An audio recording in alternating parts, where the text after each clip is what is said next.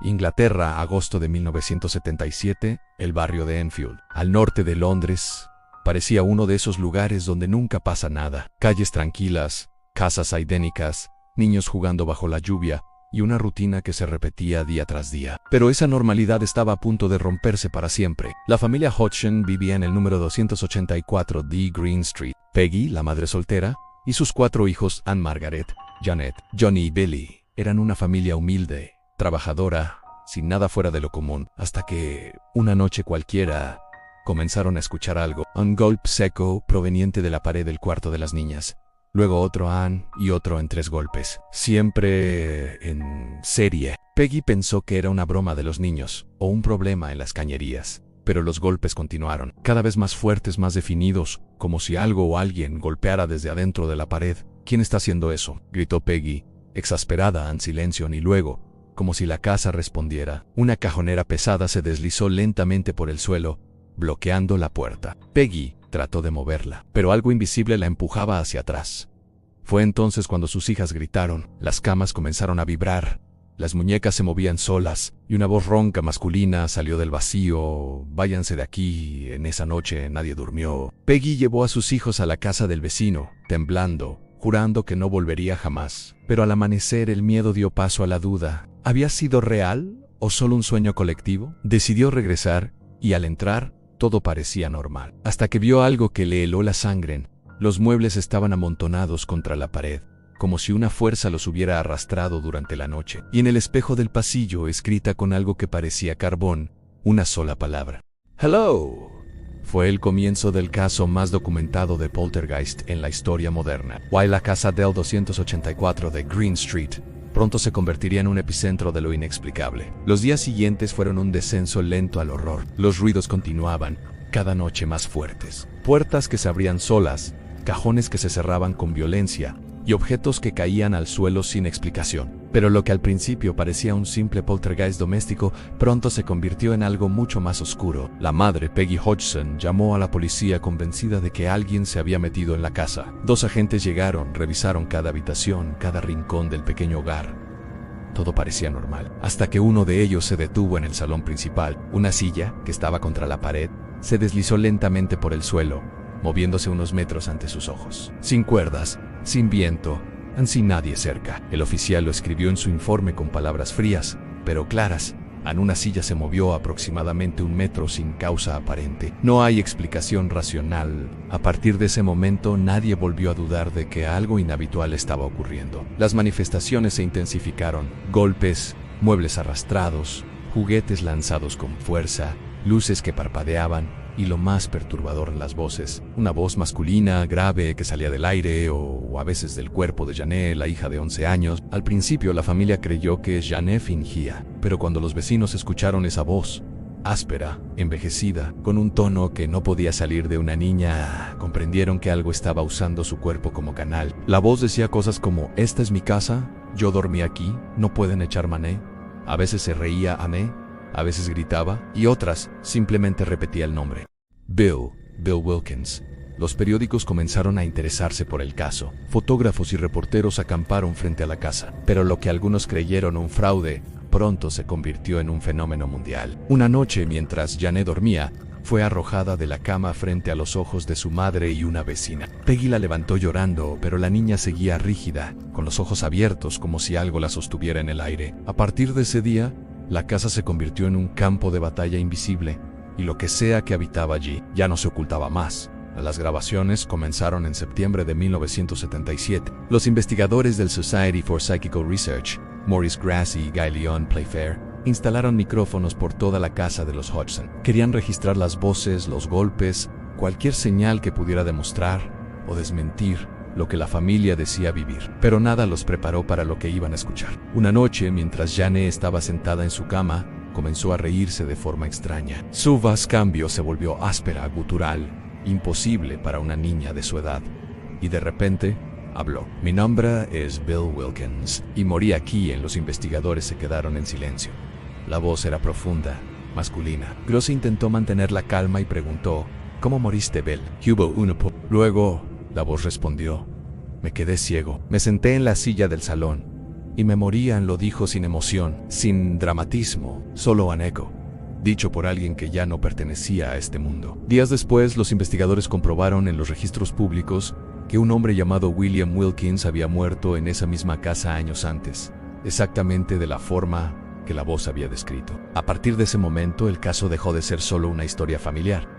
Se convirtió en un fenómeno nacional. Medios, científicos, sacerdotes e incluso escépticos visitaron el número 284 de Green Street. Algunos se burlaron, otros salieron aterrados, pero lo que todos escucharon en esas grabaciones, esa voz ronca que salía del cuerpo de una niña, no pudo ser explicado del todo. Incluso los médicos afirmaron que era físicamente imposible que Janet produjera ese sonido sin dañar sus cuerdas vocales. Y la voz no solo hablaba, también respondía a preguntas, insultaban, se reía y a veces decía cosas que nadie más podía saber. Una noche, durante una sesión de grabación, se escuchó un diálogo escalofriante. Grosse, ¿por qué estás aquí, Belle? La Bozan, porque es mi casa. Y ustedes no me dejan descansar, Gross, ¿qué quieres que hagamos?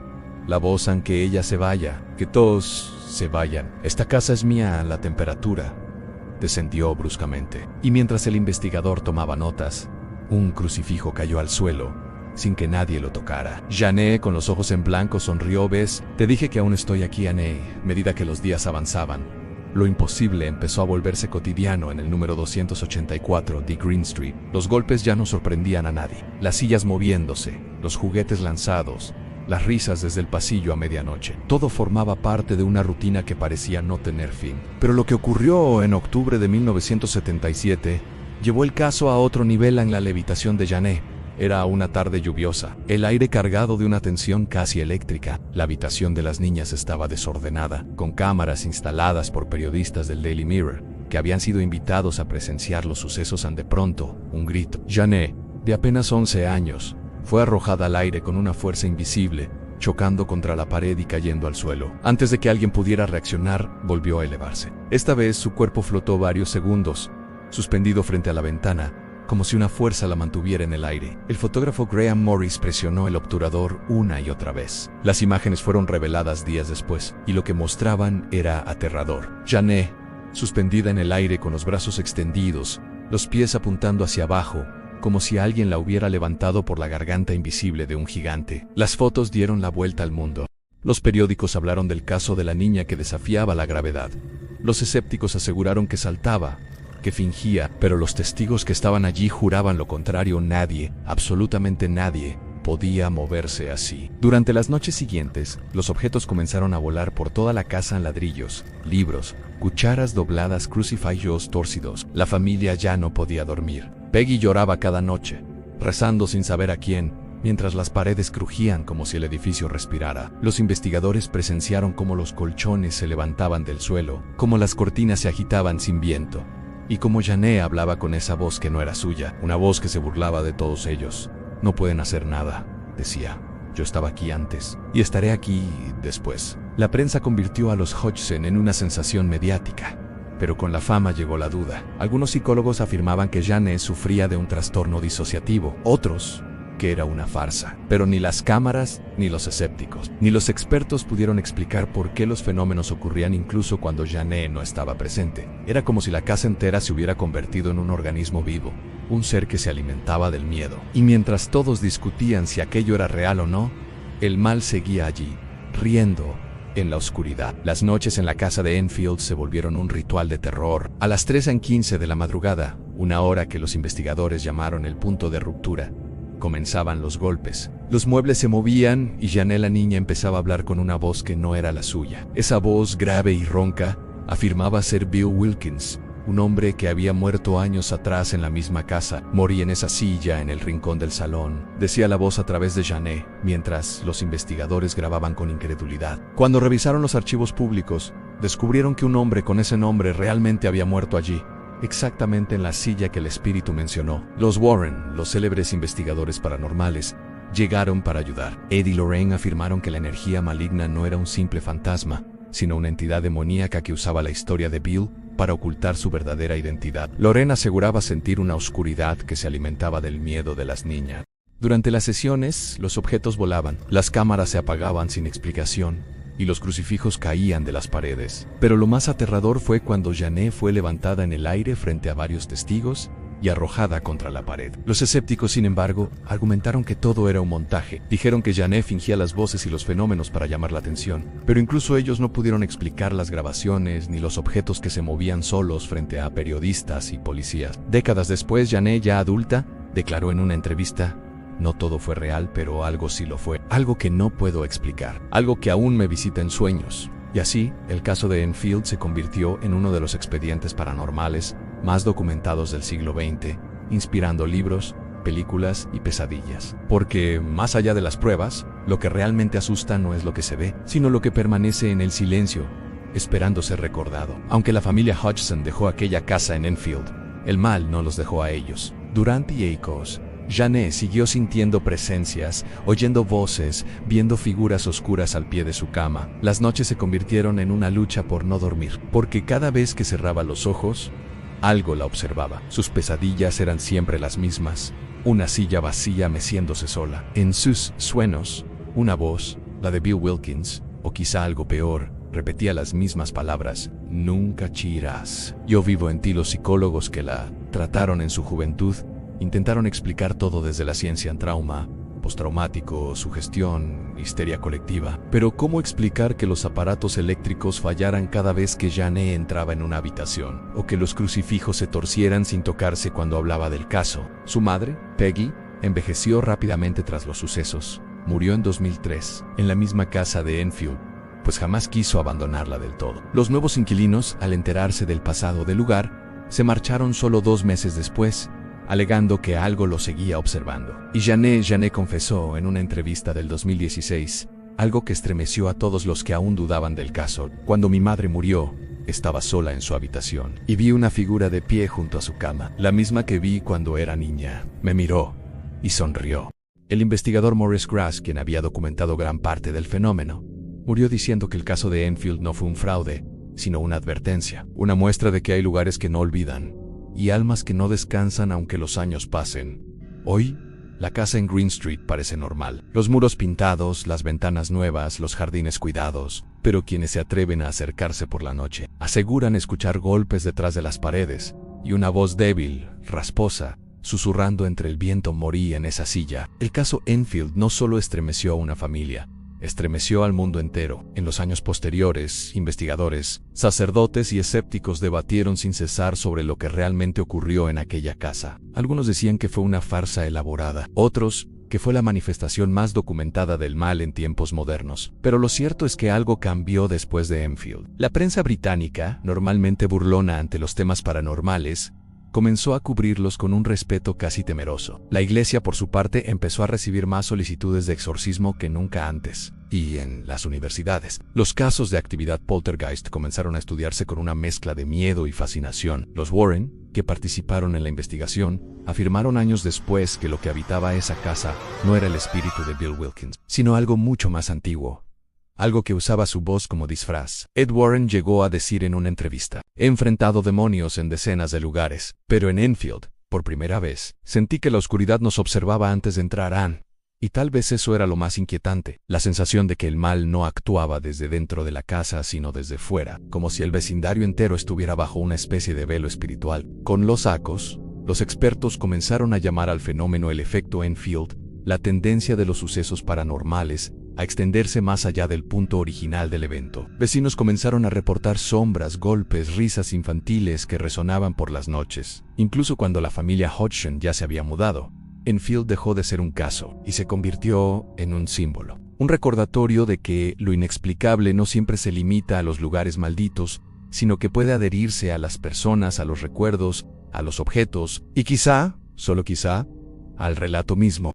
Porque hay quienes afirman que leer demasiado sobre el caso Enfield puede abrir una puerta que no se cierra del todo. Y si llegaste hasta aquí, quizá ya la oíste en un leve golpeteo o 3 veces, desde dentro de tu pared. Durante décadas se creyó que todo lo relacionado con el caso Enfield había sido publicado en grabaciones, fotografías, notas de los investigadores e incluso los informes de los Warren. Pero eso no era del todo cierto. En 1997, un archivista del Museo de lo Paranormal de Londres confesó haber encontrado una caja sellada con cinta negra, sin etiquetas, con la simple inscripción Enfield, confidencial a no abrir sin autorización clerical en dentro. Había cintas de audio nunca catalogadas, con voces que no coincidían con ningún miembro de la familia Hodgson, ni con los investigadores, voces susurrando nombres que no pertenecían a nadie registrado en el expediente. Una de las grabaciones más inquietantes duraba 6 minutos y 13 segundos. Durante los primeros 4 minutos, solo se escuchaban los ruidos típicos del caso en golpes,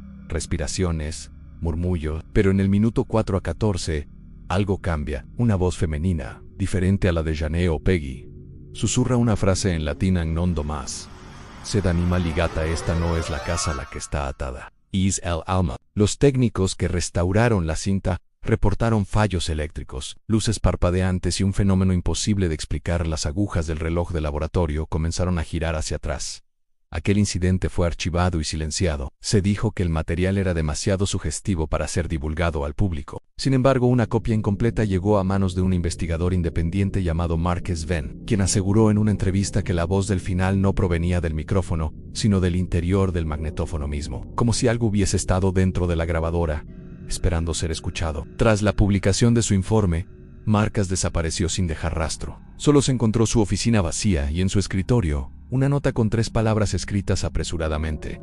Ya me encontró en. A partir de ahí, los archivos ocultos del caso Enfield fueron trasladados a una ubicación secreta, algunos dicen, al sótano del Vaticano bajo el pretexto de preservación histórica. Pero otros aseguran que fue una medida para contener algo que aún se movía entre los documentos, las cintas y las fotografías. Hoy, muy pocos han tenido acceso a esos archivos. Los pocos que los han visto aseguran que las imágenes cambian con el tiempo, que los rostros se deforman, y que en una de las fotos más conocidas del caso la figura que aparece detrás de Jane ya no es la misma que hace 20 años. Durante años, los escépticos aseguraron que el caso Enfield no era más que una farsa mediática, pero lo que no pudieron explicar fue la oleada de fenómenos idénticos que comenzó a reportarse en los alrededores del barrio después de que la familia Hodgson abandonara la casa. Primero fueron los vecinos de la calle Green Street, sombras que cruzaban las habitaciones, juguetes que se movían solos, susurros en los pasillos. Luego los reportes se extendieron a otras zonas de Londres e incluso a otros países. Fenómenos tan similares que los expertos comenzaron a notar un patrón. A ese patrón lo llamaron el eco del Malan.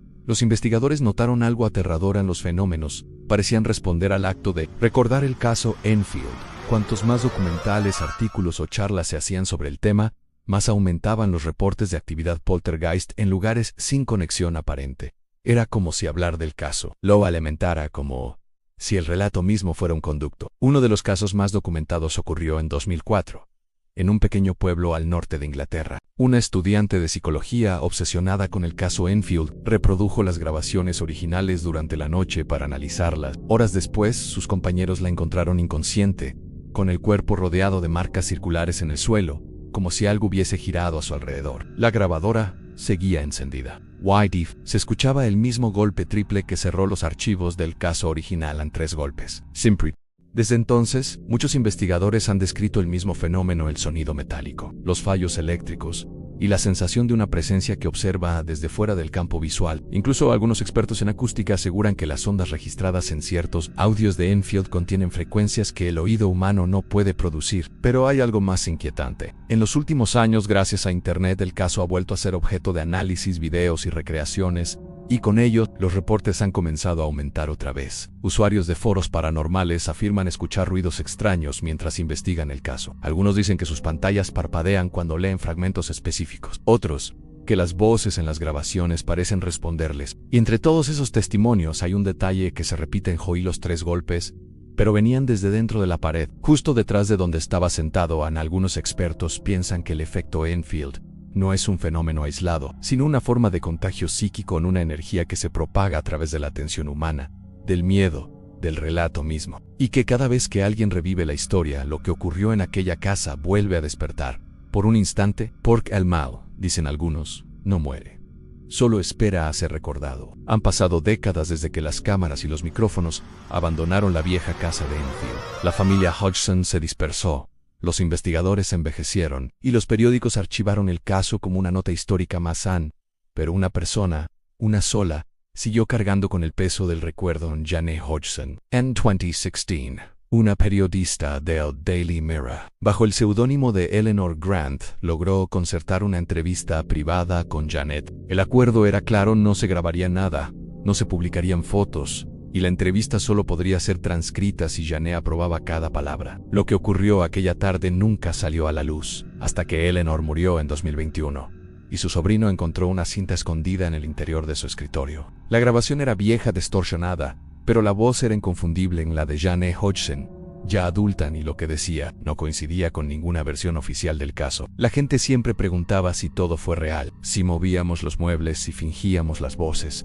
Pero el pasado no siempre se queda enterrado. En 2023, un grupo de investigadores del London Paranormal Institute solicitó acceso a la casa con el propósito de realizar un documental con tecnología moderna. Llevaron cámaras térmicas, grabadoras de infrasonido, sensores de movimiento y micrófonos capaces de captar frecuencias imposibles para el oído humano. Querían probar, una vez por todas, que el caso Enfield fue una farsa. Pero lo que registraron esa noche los obligó a detener el rodaje.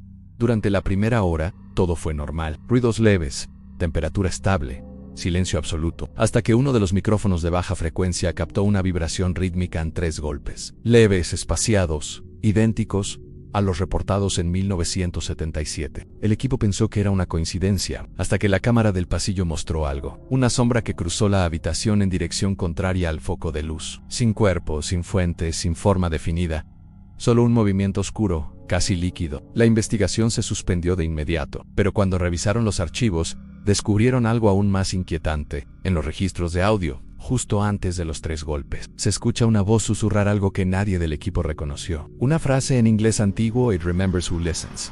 Recuerda a quien escucha. A uno de los técnicos, Henry Watts, abandonó el proyecto poco después. Dijo que cada noche, desde esa grabación, escuchaba el mismo golpeteo detrás de la pared de su habitación. Su testimonio final se incluye en el informe oficial. No creo que el mal viva en la casa, creo que vive en la historia. Y cuando alguien la cuenta, la despierta. Desde entonces, la propiedad ha vuelto a cambiar de dueños 3 veces. Ninguno ha permanecido más de 6 meses. Los nuevos vecinos evitan pasar frente a la casa después del anochecer. Dicen que, algunas noches, las luces parpadean al unísono en toda la calle Green Street y que una figura infantil se asoma brevemente por la ventana del 2º piso. Esa misma ventana en la de la foto más famosa del caso. La policía local asegura que no hay pruebas de actividad anómala.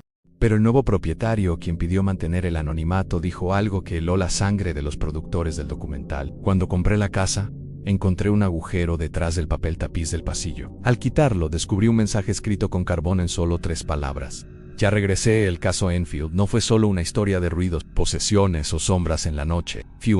Un reflejo oscuro de algo que no entendemos, pero que sigue observándonos desde los rincones del miedo colectivo. Décadas después, aún no hay respuestas definitivas. Ni los científicos lograron explicarlo, ni los creyentes pudieron olvidarlo. Y quizá ese sea su verdadero poder: mantenerse vivo en la memoria de quien lo escucha. Porque cada vez que alguien vuelve a contar la historia, cada vez que una voz repite su nombre, el eco vuelve a despertar. Y aunque la casa de Green Street parezca vacía, algunos dicen que el silencio dentro de sus paredes no está realmente en calma. Tal vez el Enfield poltergeist nunca se fue. Tal vez solo está esperando a que alguien como tú vuelva a recordarlo. Así que, si llegaste hasta aquí, respira hondo. Apaga la luz y escucha. En 3 golpes, en siempre 3. Si te gustó esta historia de Jimen to Like, suscríbete a El Rincón del Miedo y activa la campanita. Así no te perderás los próximos casos donde exploramos los lugares donde lo imposible todavía respira. Comparte este video si te atreves y cuéntame en los comentarios: ¿crees que el mal puede quedarse atado a un lugar o a una historia? Nos vemos en el próximo relato, si es que algo no nos ve primero.